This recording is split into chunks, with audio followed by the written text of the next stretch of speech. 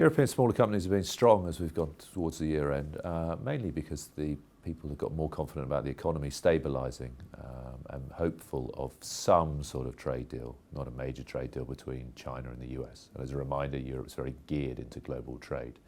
We'd hoped for a shift towards value because our portfolio is very value orientated and we're valuation aware.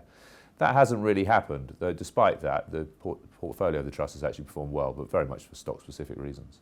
As I say, individual stocks have done well for us. I mean, it's things like Varta doing the microcell batteries that are going into all the wireless headsets, which you'll see everywhere, and now in the new AirPods from Apple.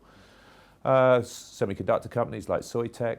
So it's very much individual names, bottom up, driving the performance of the portfolio. Yeah, there's been some new names come into the portfolio. For example, Software One was a recent IPO in Switzerland, which is a sort of software and services play. It's got a global footprint. It's a big Microsoft reseller, but it's benefiting from the rollout of the structural growth we're seeing in global enterprise software. Other names you would think are probably a little bit more mundane. We've added Mondadori, which is a book publisher and retailer. Now, go back a few years, everyone thought the Kindle would kill books. People still read books.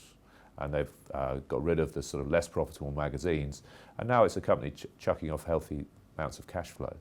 And we've also added Air France, KLM, which might go against everyone's sort of prejudices, a French airline. They've got a new Canadian CEO.